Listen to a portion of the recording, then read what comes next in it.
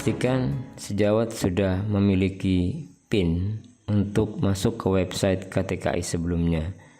Setelah email, PIN, dan kode captcha diisi, klik tombol masuk. Kemudian kita akan melihat tampilan seperti ini, pilih registrasi ulang dan pilih alih profesi. Yang kita masukkan di sini adalah data-data STR lama kita dari profesi sebelumnya, karena kita akan mengganti profesi kita dengan profesi yang baru. Kirim, kemudian kita bisa melihat pengumuman dari KTKI ini. Klik saja lanjut. Untuk pemilihan data diri, pilihlah data dari STR lama ya, biasanya karena sesuai dengan ijazah kita. Kecuali salah, baru pilih yang benar. Pada bagian step 1 di sini, kita akan mengisi info pribadi.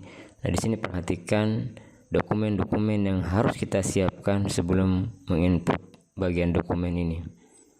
Jadi jangan sampai ada yang salah dalam menyiapkan filenya, agar nanti kita tidak tertolak oleh sistem karena ada salah satu file atau dokumen kita yang salah.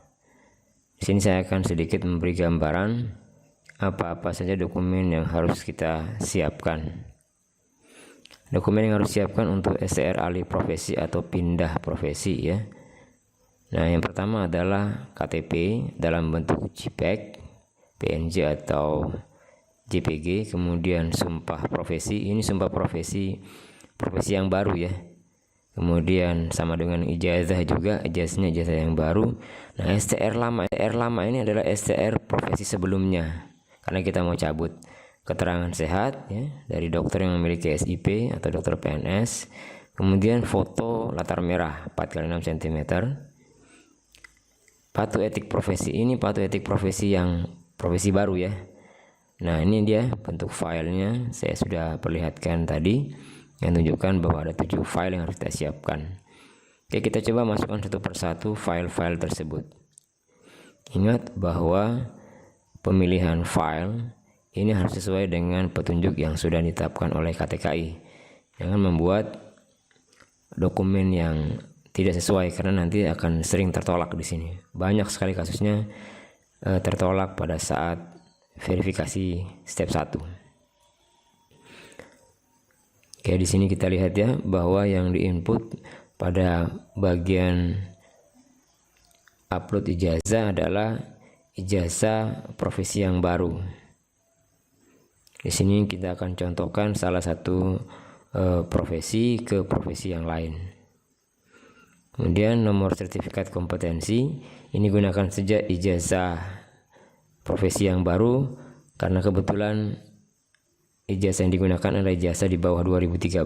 Tapi kalau di atas 2013 menggunakan Serkom untuk yang D3 maupun yang nurse. Kalau yang diploma 4 keperawatan itu 2015 ke atas. Kemudian STR-nya jangan lupa STR profesi yang lama ya. Ukurannya sudah jelas ya, 1 MB. Nah, setelah semua terisi, lengkapi data-data yang lainnya. Ya, data nomor KTP, nomor NPWP, nama lengkap. Nah, di sini pada awal pengisian ini semua isian nama lengkap, tempat tanggal lahir itu masih kosong, jadi bisa diketik. Kemudian untuk detail alamat rumah, isilah sesuai dengan KTP, di mana kita berdomisili terakhir kali di KTP-nya ya. Jadi bukan tempat tinggal sekarang. Yang kita isi adalah sesuai dengan yang tertera di KTP yang kita gunakan saat ini. Kalau tidak ada RW-nya, klik 00 saja, pilih kode pos sesuai dengan alamat KTP-nya. Nah, untuk korespondensi ini bisa berbeda dengan KTP, bisa menggunakan domisili yang sekarang atau tempat bekerja agar memudahkan saat pengambilan. Oke, step 1 penyimpanan berhasil ya. Kemudian kita ke step 2, yaitu info administrasi. Di sini kita tempat bekerja, kalau puskesmas, rumah sakit, kemudian status tempat kerja ya, artinya tempat pekerjaan kita itu apakah milik pemerintah, milik swasta, atau milik siapa gitu kan, TNI, Polri juga bisa. Lalu nama tempat kerja ya, di mana, kemudian alamatnya buat detail, jalannya, RT-nya, kemudian desa, kecamatan, dan seterusnya. Selanjutnya provinsi tempat kerja di mana, kabupatennya, lalu kemudian status kepegawaian, kalau dia PNS, kalau dia honorer pilih swasta saja. Lalu di sini yang paling penting di sini ya, perhatikan bahwa saat mengisi data pendidikan ini yang diisi adalah data pendidikan profesi baru. Ya, bukan profesi yang lama, tapi profesi baru yang kita akan alihkan.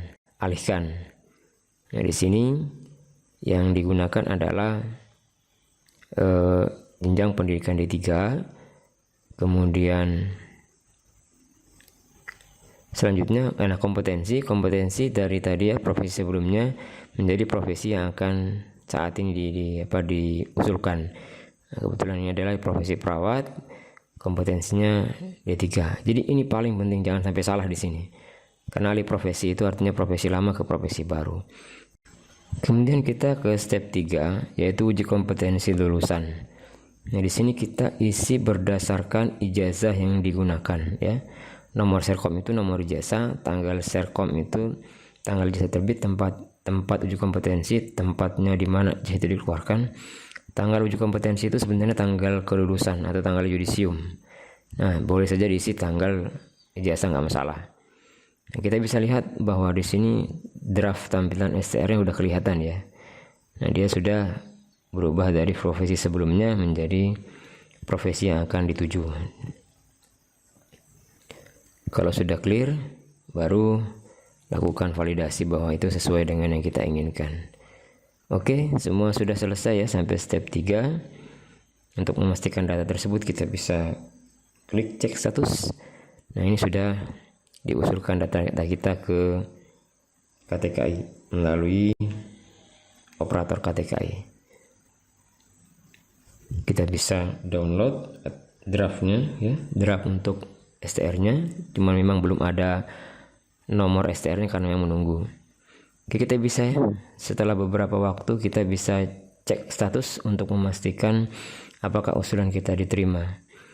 Kalau usulan kita diterima, maka segera akan muncul kode billing seperti ini. Nah, selanjutnya apa? Ya, segera bayar. Bahwa pembayaran kode billing ini dapat dilakukan di bank melalui transfer ATM, mobile banking ya, kantor pos juga bisa biar lebih mudah. Oke, jangan lupa ya guys,